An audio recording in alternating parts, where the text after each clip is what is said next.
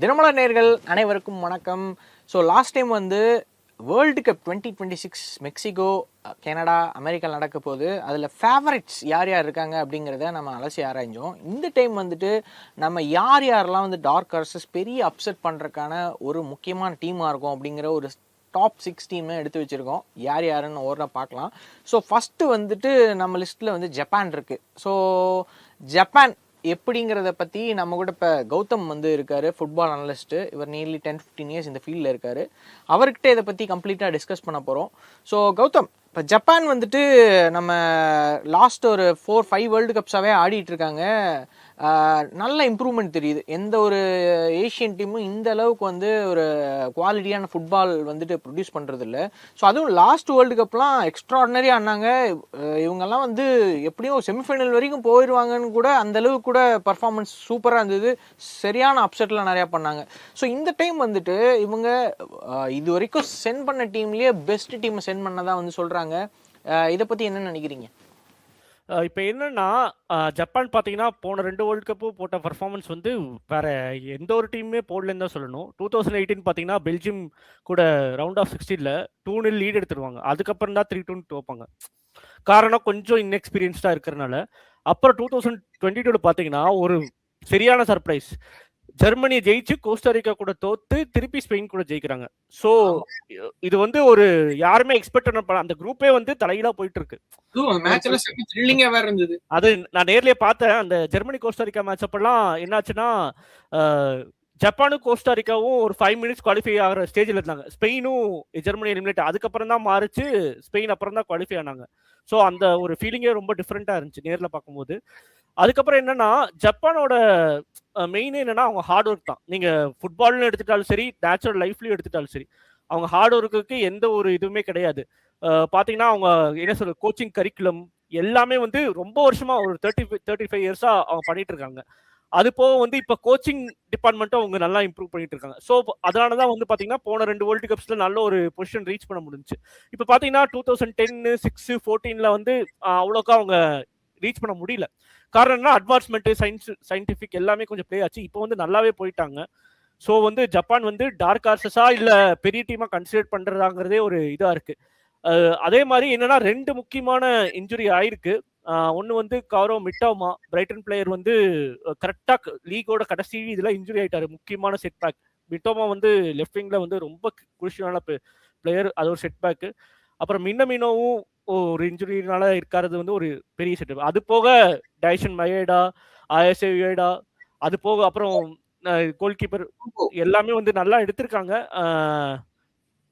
Ziyan Suzuki. So எல்லாமே இருக்கு, speed எல்லாமே இருக்கு. பட் என்ன எப்படி கொண்டு போறாங்க. ஆனா ஹஜிமி மொரியாசு பார்த்தீங்கன்னா ஒரு நல்ல ஒரு டாக்டிஷியன். இது போன இது பார்த்தீங்கன்னா ஜெர்மனி கூட 1-0 டவுன் இருப்பாங்க. அதுக்கப்புறம் வந்து ஃபார்மேஷன் சேஞ்ச் பண்ணி சப்ஸ்டியூஷன் இது கொண்டு வந்து நல்லா இது பண்ணுவாங்க. ஸோ வட்டாரா எண்டு கூபோ, ஜப்பானோட மெஸ்ஸின்னு சொல்றாங்க. கூபோ டேக் ஆஃப் இஸ் கியூபோ எல்லாமே வந்து நல்ல பிளேயர். ஆனா இதுல என்னன்னா ஜப்பான் பிளேயர்ஸ் எல்லாருமே கிட்டத்தட்ட வந்துட்டு எல்லாம் யூரோப்பியன் கிளப்ஸ்ல நிறைய பேர் ஆடுறானுங்க. அது வந்துட்டு கண்டிப்பா அந்த டீமுக்கு ஒரு பெரிய பூஸ்டா இருக்கும்னு நினைக்கிறேன். ஏன்னா முதல்ல எல்லாம் ஜாப்பனீஸ் பிளேயர்ஸ் அவ்வளவு பேர் கிடையாது. சிஞ்சி காகுவா தான் பெருசா தெரிஞ்ச ஒரு பிளேயரா இருப்பாரு ஜாப்பனீஸ்ல. அவரும் அந்த பொருஷியா டோர்ட்மண்ட்ல ஆடி இருக்காரு. இப்போ வந்துட்டு நிறைய கிட்டத்தட்ட 26ல வந்து நியர்லி 20 to 23 பிளேயர்ஸ் வந்து யூரோப்ல ஆடுறாங்க. ஸோ இதுக்கு முக்கியமான நான் சொன்ன பார்த்தீங்களா அவங்க ஹார்ட் ஒர்க் தான் காரணம். என்னன்னா நீங்க ஒவ்வொரு இது எடுத்துட்டீங்கன்னா இப்போ 1998ல ஃபர்ஸ்ட் வேர்ல்டு கப் குவாலிஃபை ஆகிறாங்க. அப்புறம் கிராஜுவலா வந்து யூரோப்பியன் டார்கெட்ஸை ஃபிக்ஸ் பண்ணியும் வேர்ல்டு கப்ல அச்சீவ் பண்ணுங்கிற ரெண்டுமே ஒரு இது வச்சுதான் அவங்க வந்து இந்த அளவுக்கு வந்திருக்காங்க ஜப்பான். இன்னும் வந்து என்னன்னா இன்னும் அடுத்தடுத்த வேர்ல்டு கப் போல ஜாஸ்தி ஆகிட்டே போயிட்டு இருக்கும். மேபி இன்னும் 12-16 இயர்ஸ்ல வேர்ல்டு கப் ஜெயிக்கிறக்கோட ப்ராபபிலிட்டி வர்றாங்க.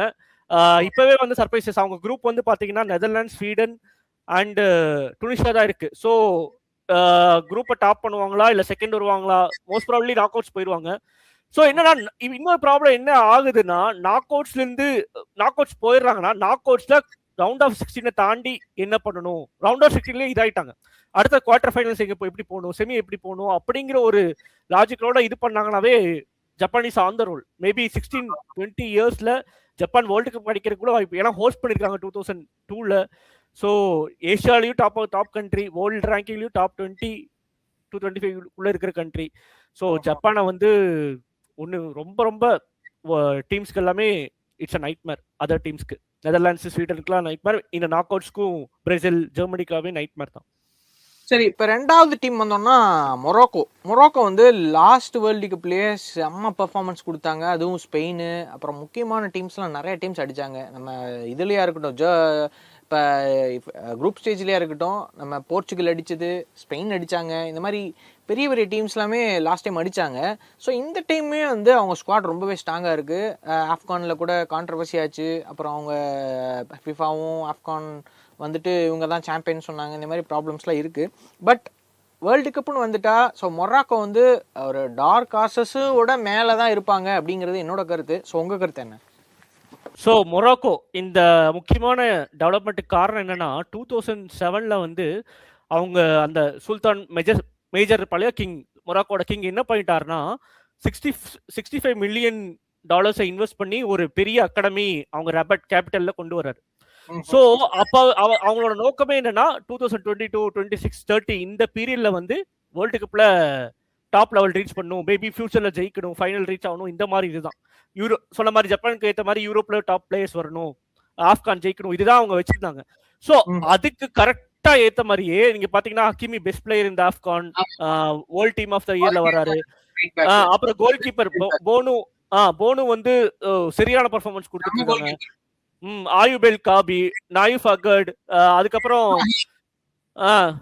அசடின் உனாஹி. நேத்து ஒரு பெரிய நியூஸ் வந்திருக்கு, பிரஹிம் டியாஸ் எல்லாமே பாத்தீங்கன்னா ரியல் மேட்ரிட். இதுல என்ன பாத்தீங்கன்னா ஸ்பெயின்ல பிறந்தவங்களும் இப்ப மொராக்கோ ரெப்ரசென்ட் பண்ண ஆரம்பிச்சிட்டாங்க. லமின் யமாலே வந்து மொராக்கோ ரெப்ரசென்ட் பண்ணலாம் ஒரு இதுல, பட் ஹி சூசஸ் ஸ்பெயின். ஏன்னா அவங்க இன்டர்நேஷனல் பிளேயர்ஸ் எல்லாருமே வந்து மொராக்கோக்கு ஆடுறாங்க. இப்போ வெளிநாட்டில் இருந்தாலுமே அவங்க மொராக்கோ அவங்களோட தாய் நாடு எதுவோ அவங்களுக்கு இப்போ அவங்கெல்லாம் வந்து மொராக்கோக்கு தான் ஆடணும்னு சொல்லி நிறைய பேர் வெளிநாட்டில இருந்து வந்து ஆடுறாங்க இல்லையா?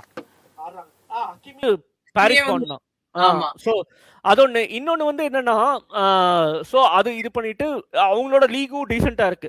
மொராக்கன் போட்டாலான்னு ஒரு லீக் இருக்கு, அவங்களும் அதுவும் இருக்கு. அது போக அவங்க கிளப்ஸும் ஆப்கான் இது ஆப்பிரிக்கன் சாம்பியன்ஷிப்லயும் நல்லா விளையாடுறாங்க. ஸோ அந்த இது அது போகவும் யூரோப்பியன் டாமினேஷன்ல பண்ணும்போது நல்ல ஒரு டீமா இருக்காங்க. கோச்சஸ் இப்ப மாத்திருக்காங்க. நேத்து ஒரு ஷாக்கிங்கான நியூஸ் என்ன வந்துச்சுன்னா எஸ்எஸ்ஒலி இன்ஜூர்டுன்னு வருது. ஸோ எஸ்எஸ்ஒலி ஒரு முக்கியமான பிளேயர், அவங்களுக்கு யார் ரீப்ளேஸ் பண்ணுவாங்கன்னு இன்னும் நியூஸ் வரல. அந்த இன்ஜுரி மேஜரா இருக்கக்கூடாது. சப்போஸ் அப்படி இருந்துச்சுன்னா மொராக்கோக்கு அது ஒரு பெரிய செட்பேக்கா அமையும். So hope that is not for Morocco. என்னோட ஒரு அவுட் சைடு ஆம்பிஷன் என்னன்னா, ஸோ இவ்வளவு நாளா வந்து யூரோப்பியனும் சவுத் அமெரிக்கன் டீம்ஸே டாமினேட் பண்ணிட்டு இருக்காங்க. ஒரு ஜப்பான் மொராக்கோ ஒரு ஆப்பிரிக்கன் ஏஷியன் ஃபைனல் வந்துச்சுனாவே it's outside the world cup. So அப்பதான் வந்து ஃபுட்பால் வந்து ஆப்பிரிக்கன் கான்டினென்ட்லயும் ஏஷியன் கான்டினென்ட்லயும் எல்லா சைடும் டெவலப் ஆகும். அவங்களுக்கும் ஒரு என்ன இந்த டீம்லாம் டெவலப் ஆயிட்டாங்க, நம்ம இன்னும் அட்வான்ஸ் பண்ணணும் football European south American countries நினைப்பாங்க. So that is my desire. So Ecuador பொறுத்த வரைக்கும் ஈக்குவடார் நார்மலாக இப்போ யூரோப்பியன் டீம்ஸ்லாம் ரொம்பவே காம்படிட்டிவாக இருக்காங்கன்னு சொல்லுவாங்க. பட் ஆனால் ரொம்பவே அண்டர் ரேட்டடான ஒரு சைடுன்னு பார்த்தோம்னா அதில் வந்து இந்த கோப்பா அமெரிக்காவில் விளையாண்ட முக்கியமான டீம்ஸ் அதில் வந்து ஈக்குவடார் அண்ட் கொலம்பியா. ஸோ ஈக்குவடாரும் சரி கொலம்பியாவும் ரொம்பவே ஸ்ட்ராங்கான டீமாக இருக்குது. லாஸ்ட் டைம் கோப்பா அமெரிக்காவில் கொலம்பியா வந்து ஃபைனல்ஸ் வந்தாங்க. அதே மாதிரி ஈக்குவடாருமே அவங்களுக்கு ஈக்குவலான ஒரு டீம் தான். ஸோ இந்த டீமோட ஸ்ட்ரென்த் அண்ட் வீக்னஸ் என்னென்ன இருக்குது? இப்போ பார்த்தீங்கன்னா ஈக்குவடார் எடுத்துக்கலாம். ஈக்குவடார் வந்து பார்த்தீங்கன்னா 18 மேட்ச்ல இது கான்மெபால் குவாலிஃபைங்ல 5 கோல் தான் கன்சிடர் பண்ணியிருக்காங்க. டிஃபென்ஸ் வந்து வேற லெவல். ஸோ அட்டாக் கொஞ்சம் கான்ட்ரிபியூட் பண்ணாங்கன்னா போதும், அட்டாக்கும் மிட்ஃபீல்டும் கான்ட்ரிபியூட் பண்ணாங்க, ஆட்டோமேட்டிக்கா நாக் அவுட்ஸ் அண்ட் அதுக்கு மேல பெரிய டீமுக்கும் சர்ப்ரைஸ் பண்ண வாய்ப்பு இருக்கு. அது போக வில்லியன் பேக்கோ எடுத்துட்டீங்கன்னா பிஎஸ்டிக்கு சாம்பியன்ஸ் லீக்ல ஒரு நிமிஷம் கூட ரெஸ்ட் எடுக்கல. எல்லா மேட்சும் விளையாண்டு இன்க்ளூடிங் எக்ஸ்ட்ரா டைமும் விளையாண்டுருக்காரு. ஸோ என்ன ஒரு ஃபிட்னஸ் லெவல் இருப்பான்னு பாரு. மோஸ்ட் ப்ராபப்லி இப்போ யூரோப்பியன் கண்ட்ரிஸ் வந்து கோல்டா இருக்கும், யூஎஸ் டைம்ல ஹாட்டா இருக்கு இல்லையா? ஸோ அது ஒரு டிஸ்அட்வான்டேஜ். ஈக்குவடார் வந்து மேபி ஒரு ஹாட்டான கண்ட்ரியா இருக்கும். ஸோ அந்த கிளைமேட்டிக் கண்டிஷன் சூட்டா இருக்க வாய்ப்பு இருக்கு. Ecuador maybe the best dark horses of this டோர்னமெண்ட்னே சொல்லுவேன். அது போக Pervis Estupinan, Piero Hincapie, Moises Caicedo midfield, Enner Valencia forward. So இதெல்லாமே 2014 இதுல கூட விளையாண்டுருக்காங்க. 2014 வேர்ல்டு கப்லயும் விளையாண்டுருக்காங்க. 2006 வந்து நாக் அவுட் வந்திருக்காங்க ரவுண்ட் ஆஃப் 16. ஸோ ஈக்குவடார் ஒரு பெரிய டார்க் ஹார்ஸ். நெக்ஸ்ட் வந்து கொலம்பியாவை எடுத்துட்டேன்னா எல்லாத்துக்குமே தெரியும் கொலம்பியாவோட ரைஸ் எப்படி 2014 வேர்ல்டு கப்ல ஹேமஸ் ராட்ரிகஸ், 6 கோல். ஜேம்ஸ் ராட்ரிகஸ் திருப்பியும் அவர்தான் கேப்டனு. அட்டாக்கிங் மிட்ஃபீல்ட் கண்டிப்பா. அது போக லூயிஸ் டியாஸ். அதுக்கப்புறம் ஸ்போர்ட்டிங்ல இருந்து லிவர்பூல் லூயிஸ் டியாஸ் தான் அங்க பெரிய பிளேயரா இருக்கு. இப்ப பறந்துட்டு இருக்காரு. பேன்ல பயங்கரமா ஆடிட்டு இருக்காரு. ஓடுறது கூட இல்ல, பறக்கிறதா சொல்லும் இது லூயிஸ் டியாஸ்க்கு. அதுக்கப்புறம் இது பாத்தீங்கன்னா Jefferson Lerma, Daniel Munoz. Goal keeping maybe கொஞ்சம் வீக்னஸா இருக்கும்னு நினைக்கிறேன். யாரை இது டேவிட் ஓஸ்பினாவா இல்ல வேற கோல் கீப்பரா யாரை இறக்குவாங்கிறது ஒரு இது இருக்கு. வயசு அதிகமாயிடுச்சுல்ல, அதிகமாயிருச்சு. இப்போ 40 வயசு 14 18 கோலுக்கு முன்னாடி ஒரு நல்லா பண்ணாரு. பட் இது கொலம்பியாவுக்கு வந்து என்னன்னா ராட்ரிகஸ் த்ரூ பாசஸ் போடுறதுக்கு ஆள் இருக்கு. அதுக்கப்புறம் இது நல்ல ஜான் ஏரியாஸ் அப்படின்னு என்னன்னா ஒவ்வொரு பிளேயரும் ஒவ்வொரு கிளப்ல டிஃப்ரெண்ட் இடத்துல இருக்காங்க.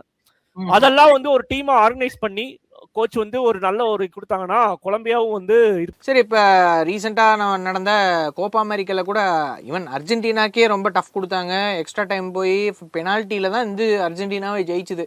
ஸோ அந்த அளவுக்கு ரொம்ப அண்டர் ரேட்டட் டீமர். சாரி ஆமா லவுட்டாரோ மார்டினஸ் கடைசியில் கோல் போடுவார், ஒரு கோல் எக்ஸ்ட்ரா டைம்ல. இப்போ தான் வருது. பட் என்னதான் இருந்தாலும் அர்ஜென்டினாக்கே டஃப் ஆகும்போது கண்டிப்பா ஸ்பெயின், பிரான்ஸ் யாரா இருந்தாலும் டஃபா தானே இருக்கும். ஸோ இப்போ அவங்க என்ன குரூப் பார்த்தீங்கன்னா, குரூப் வந்து போர்ச்சுகல் மட்டும் தான் டஃபஸ்டா இருப்பாங்க. Congo, Uzbekistan debut. காங்கோ வந்து இப்போ காங்கோல அந்த எபோலெல்லாம் போயிட்டு இருக்கு. என்ன அவங்க விளையாட வைப்பாங்களா என்னன்னே தெரியல. ஸோ குரூப் ஒன்று ஒரு பெரிய விஷயமே கிடையாது. ஸோ என்னன்னா கொலம்பியா வந்து நான் ரொம்ப லாகா டோர்னமெண்ட்டை ப்ரோக்ரஸ் பண்ணணும்னா கோச்சோட ஒரு இதுதான் மிச்சமா இருக்கு. அவங்க என்ன பண்றாங்க, நெஸ்டர் லோபஸ் இருக்காரு, ஸோ நெஸ்டர் லோரென்சோன் இருக்காரு. ஸோ அவங்க வந்து என்ன டாக்டிக்ஸ், ஏன்னா கோப்பா அமெரிக்கா ஃபைனல்ல டாக்டிக்ஸ் தப்பா பண்ணிட்டாங்க. ஸோ அதனாலதான் தோக்கதற்கே சப்ஸ்டியூஷன்லாம் ராங் டைமிங்ல இம்ப்ளிமெண்ட் பண்ணாங்க. ஸோ அதனாலதான் தோத்துக்கு ரீசன் ஆயிடுச்சு. டாக்டிக்ஸும் கரெக்டா இருந்து போனாங்கன்னா கொலம்பியா ஒரு நல்ல டீம் இந்த சீசன்ஸ்ல பாத்தீங்கன்னா. ஓகே, அடுத்து நம்ம வந்தோம்னா African 2 teams, Senegal and Ivory Coast. So Senegal பொறுத்த வரைக்கும் சவுடியா மானே, கொலிபாலி இந்த மாதிரி குவாலிட்டியான பிளேயர்ஸ் இருக்காங்க. எல்லாரும் பெரிய பெரிய கிளப்ஸில் ஆனவங்க கூட. என்னதான் இருந்தாலும் அவங்களுக்கு கொஞ்சம் வயசு அதிகமாயிருச்சு இல்லையா? ஸோ அதுவும் இல்லாமல் இப்போ யங்ஸ்டர்ஸும் நிறைய பேர் இருக்காங்க. ஸோ அந்த டீம் வந்து எப்படி இருக்கும்? ஸோ அவங்க வந்து எனக்கு தெரிஞ்ச வரைக்கும் அவங்க குரூப் தான், அவங்க குரூப்பில் ஜெயிச்சா அவங்க போகிறக்கு இன்னும் கொஞ்சம் ஈஸியாக இருக்கும்னு நான் நினைக்கிறேன், செமிஃபைனல் வரைக்கும் கூட. அது ஏன்னா பிரான்ஸ் குரூப்ல இருக்காங்க. சோ சில அதுக்கடுத்து வர்ற டீம் எல்லாமே டாப் பண்ணிட்டா அதுக்கடுத்து வர்ற டீம் எல்லாமே கொஞ்சம் ஈஸியா இருக்கும்னு நினைக்கிறேன். சில குரூப்ஸ் வந்து டாப் பண்ணாங்கன்னா தேர்ட் டீம் மத்த குரூப்ல இருந்து வரும், டிபெண்டிங் ஆன் அந்த அலோகேஷன் பொறுத்து. சோ அப்படி ஒரு குரூப் வந்து பிரான்ஸ் குரூப்ல இருக்கு. சோ அது வந்து அவங்க செனகல் டாப் பண்ணுங்கிறது கொஞ்சம் கஷ்டமான விஷயம். பிரான்ஸ் தான் மோஸ்ட் ப்ராபபிலி டாப் பண்ணிட்டாங்கன்னா அட்வான்டேஜ் தான் அது. சோ இப்ப செனகல் டீமை பாத்துடலாம். நீங்க சொன்ன மாதிரி சாதியோ மானே, எட்வர்ட் மெண்டி கோல் கீப்பிங்ல, அப்புறம் டிஃபென்ஸ் கைடு கூலிபாலி, அதுக்கப்புறம் இஸ்மைல் அசார், அதுக்கப்புறம் பிஎஸ்சில இப்ராஹிம் எம்ஏன்னு இருக்காரு. அவங்க எதுக்கு தான் சப்ஸ்டிடியூஷன்ல பண்றாங்கன்னு நிக்கோலஸ் ஜாக்சன் இருக்காரு. நிக்கோலஸ் ஜாக்சன், இப்ராஹிம் எம்ஏ, பாத்தேசிஸ், அதுக்கப்புறம் லெஃப்ட் பேக்ல வெஸ்ட் ஹாம் பிளேயர் இருக்காரு. ஓகேங்களா? இப்போ என்னன்னா இப்ராஹிம் பை வந்து ஒரு நல்ல பிளேயர். ஓகேங்களா? அவரை ஸ்டார்ட் கூட பண்ண வைக்கலாம், யங்ஸ்டர் இது பண்ணலாம். அது போக என்னன்னா எந்த இடத்துல வீக்னஸ் ஆகுதுன்னா பாசிங் மேபி ஒரு வீக்னஸா இருக்குமோ. Holding the position and passing, penetrative passing, speed, ட்ரிபிளிங்லாம் எந்த ஒரு இதுவுமே இல்லை. ஏன்னா ஆப்பிரிக்கன் டீம்ஸ்க்கு இப்போ போன வேர்ல்டு கப்லயும் இந்த ஆப்கான்லயும் நல்ல ஒரு இம்ப்ரூவ்மெண்ட் கொடுத்துருந்தாங்க. பட் பாசிங் வந்து எந்த அளவுக்கு ஹோல்டிங் த பொசிஷன்லயும் எப்படி ஸ்விட்ச் ஆஃப் பிளே இம்ப்ளிமெண்ட் பண்றாங்கலயும் செனகலோட முக்கியமான பாயிண்ட் அமையுது. அதை சக்சஸ் பண்ணாதான் டோர்னமெண்ட்டை ரொம்ப தூரம் போக முடியும். ஸோ எனக்கு ரொம்ப எக்ஸைட்டிங்காக இருக்குது ஃப்ரான்ஸ் அண்ட் செனகல் எப்படி ஆடுவாங்க அப்படின்னு சொல்லிட்டு. ஸோ அடுத்து வந்தோம்னா ஐவரி கோஸ்ட்டு. இப்போ ரீசெண்டாக கூட ஃப்ரான்ஸே ஜெயிச்சிருந்தாங்க ஃப்ரெண்ட்லியில். ஏன்னா ஃபுல் டீம் ஆடினாங்க ஃப்ரான்ஸு. அப்பயுமே வந்து 2-1 ஜெயிச்சிருந்தாங்க. அது ரொம்ப ஷாக்கிங்காக தான் இருக்குது. பட் இருந்தாலும் யானைக்கு அடிச்சிருக்கும் இல்லையா? So last time Argentina Saudi அரேபியாவோட இது வேர்ல்டு கப் ஜெயிக்கலையா? அது இந்த ஒரு தோல்வி வச்சுட்டு நம்ம முடிவு பண்ண முடியாது. பட் ஆனால் ஐவரி கோஸ்ட் கண்டிப்பாக ஐவரி கோஸ்டோட ஸ்ட்ரென்த் என்னங்கிறது அதுலேயே நம்ம தெரிஞ்சுக்குது. அவங்கள அண்டர் ரேட் பண்ண முடியாது அப்படிங்கறத அவங்க கிளீனா சொல்லிட்டாங்கன்னு நான் நினைக்கிறேன். ஸோ இப்போ என்னன்னா நீங்க ஐவரி கோஸ்ட்டை பார்த்துட்டீங்கன்னா 2014 விளையாண்டாங்க கடைசியா. 18-22 அப்ப ட்ரோக்பா பீரியட் இருந்துச்சு. ஸோ 18-22 வேர்ல்டு கப் மிஸ் ஆயிட்டாங்க. கடைசி செகண்ட் குவாலிஃபிகேஷன்லாம் மிஸ் பண்ணிட்டாங்க. ஸோ இப்போ 26 வரும்போது என்னன்னா பிளேயர்ஸ் அவங்களோட என்னன்னா பிசிக்காலிட்டி ரொம்ப அக்படு, அதுக்கப்புறம் இது இது மான்செஸ்டர் யுனைடெட் பிளேயர். அதுக்கப்புறம் பாத்தீங்கன்னா இது இவரு அமட் டயாலோ. அதுக்கப்புறம் இது நாட்டிங்ஹாம் ஃபாரஸ்ட் ரைட் பேக் இருக்காரு, அவர் வந்து டெசைர் டுவே தம்பி. ரெண்டு பேரும் ஆமா டிசைர் டுவேயோட தம்பி இருக்காரு. ஆமா இந்த மாதிரி இருக்கு. பிரான்ஸோட டிசைர் குயிலா டுவே. இது என்னன்னா ஸ்பீடு எல்லாமே வச்சிருக்காங்க. நான் செனகலுக்கு சொன்ன மாதிரி இது பாசிங் தான் ஒரு கொஸ்டினா இருக்கும். நீங்க செகண்ட் ஹாஃப் பாத்தீங்கன்னா ஒண்ணுமே இது சரியான ட்ரிபிளிங், பாசிங், மூவ்மெண்ட் எல்லாமே தர்றாங்க. இது ஜெர்மனிக்குலாம் ரொம்ப ஒண்ணுமே பண்ண முடியாம போல் இருக்கு. ஜெர்மனிக்கு பெரிய டஃப் ஃபைட் கொடுக்க போறாங்க. அந்த குரூப்ல இருந்து ஜெர்மனி ஃபர்ஸ்டா வர்றதுங்கிறது பெரிய அதிசயம். எனக்கு ஜெர்மனி குரூப் ஸ்டேஜ் விட்டு தாண்டுவாங்களே எனக்கு கொஞ்சம் டவுட்டா தான் இருக்கு. லாஸ்ட் 2 வேர்ல்ட் கப்ல குரூப் ஸ்டேஜ் தாண்டல. இந்த டைம் தாண்டறதுக்கான வாய்ப்பு இருக்கு. ஃபர்ஸ்ட் மேட்ச் ஈஸியா இருக்கு, குரசா வருது. சோ அதுல நிறைய கோல் போட்டு அதுல ஒரு 10 கோல் போடுவாங்கன்னு நினைக்கிறேன் ஜெர்மனி. போன 2 டைமும் மெக்சிகோ இது ஜப்பானுங்கிற இது டஃப்பான டீம். குரசாவோ வந்து டெபியூ பண்றாங்க. ஸோ மோஸ்ட் ப்ராபபிலி ஜெர்மனி, ஏன்னா 3 டீம் குவாலிஃபை ஆகிறதுக்கு வாய்ப்பு இருக்கு. அதனால இப்பவும் தோத்தாங்கன்னா அப்புறம் ஏதோ பெரிய கஸ் பண்ணிருக்காங்கன்னு தான் அர்த்தம். அந்த மாதிரி இருக்கு. ஐவரி கோஸ்டுக்கும் இது செனகல் சொன்ன மாதிரி தான் ஆப்பிரிக்கன் டீம்ஸ் முக்கியமான என்னன்னா ஸ்பீடு, அஜிலிட்டி, ஸ்டாமினா எல்லாமே இருக்கும். எல்லாமே இருக்கு, பிசிக் எல்லாம் வச்சிருப்பாங்க. பட் அந்த பிரில்லியன்ஸ் அவங்க கிட்ட இருக்கு. எப்படி ஆக்டிவேட் பண்றாங்க தான். இப்ப கானா எடுத்தாலும் சரி, கிராசஸ் எல்லாம் போடுவாங்க, எப்படி அத கோலா கன்வெர்ட் பண்ணும், டாக்டிக்ஸ் வந்துட்டு அவங்க கிட்ட கொஞ்சம் கம்மியா இருக்கும் மேபி. அது கோச், நான் எல்லா டீமுக்குமே சொல்லியிருப்பேன் கோச்சோட இதுதான். பட் என்னன்னா அந்த மேட்ச்ல வந்து அவங்க என்ன பண்ணும் எப்படிங்கிறது தான் இது இருக்கு. ஸோ ஐவரி கோஸ்டும் வந்து ஒரு பெரிய ஒரு டார்க் காஸ்ட் தான். இப்போ அடுத்து கடைசியாக வந்தோம்னா நார்வேல எர்லின் ஹாலண்ட் இருக்காரு, ஆடிகார்ட் இருக்காரு, சோலன் அவர் பேர் என்ன ஸ்லாத்பர்கா, இந்த மாதிரி ஒரு 3-4 பேர் இருக்காங்க.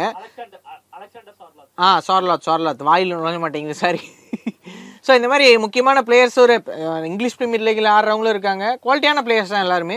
பட் ஆனால் இவங்க கிட்ட எனக்கு தெரிஞ்சு இவங்க பெருசாக அந்த ஃபிசிக்கோ இல்லை வந்து பயங்கரமான ஸ்பீடோ எர்லிங் ஹாலண்டை தவிர பெருசாக எனக்கு கிடையாது. ஆடிகார்ட் வந்து ரொம்ப நல்லா ஆடுவார். ஸோ லாஸ்ட் மேட்ச் ஒன்று பார்த்தேன், ஈஜிப்ட் கூட ஆடி இருந்தாங்க. ஒன்றும் அவ்வளோ ரொம்ப டேஞ்சரஸான ஒரு டீம் அப்படின்னு சொல்ல முடியாது. பட் இருந்தாலும் குரூப்ல வந்து என்னாச்சுன்னா குரூப்ல எல்லாமே அவங்க கண்ட்ரி ஹோம் அண்ட் அவே யூரோப்ல விளையாண்டாங்க. ஸோ இது கம்ப்ளீட்டா டிஃப்ரெண்ட். இதுல இப்போ என்னன்னா நார்வேயோட ப்ராக்டிஸ் செஷன் நான் ஒரு நியூஸ் வந்துச்சு. என்ன பண்றாங்கன்னா இன்டென்ஸ் ஹீட்ல பெரியான இது பண்றாங்க எல்லாருமே வித்தவுட் ட்ரெஸ். என்ன சொல்றது, என்னன்னா அவங்க கண்டிஷன்ஸ் எல்லாம் வந்து ரொம்ப கோல்டா இருக்கும் அவங்க ஊர்ல. ஆமாமா, அக்ளிமேட்டேஸ் ஆகிறது கொஞ்சம் கஷ்டம் தான். ஆமாம், எக்ஸ்ட்ரீம் கோல்டு. அமெரிக்கா மெக்சிகோல வந்தா எக்ஸ்ட்ரீம் ஹாட்டா இருக்கும் அங்கெல்லாம், டெசர்ட் லைக்ஸ்.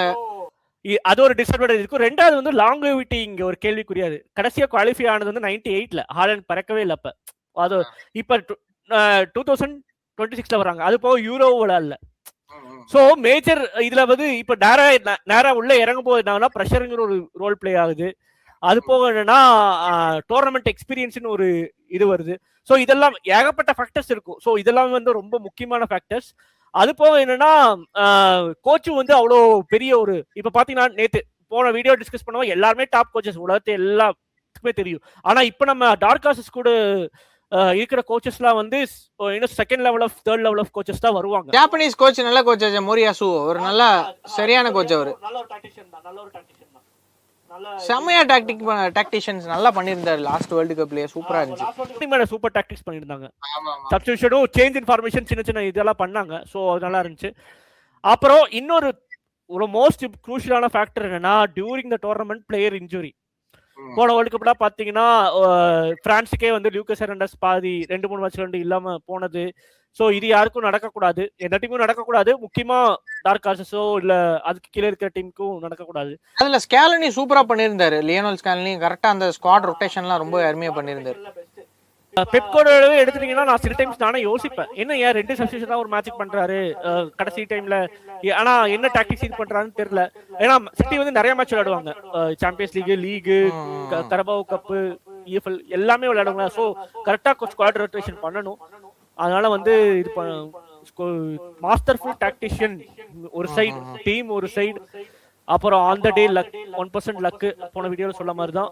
அப்புறம் ஹார்ட் ஒர்க் டியூரிங் ப்ராக்டிஸ் எல்லாமே. அப்புறம் ஆப்போசிஷன் அனாலிசிஸ் ஒரு முக்கியமான ரோல் இருக்கு. அது ஒரு கஷ்டமான ரோல் தான், ரொம்ப கஷ்டமான ரோல்.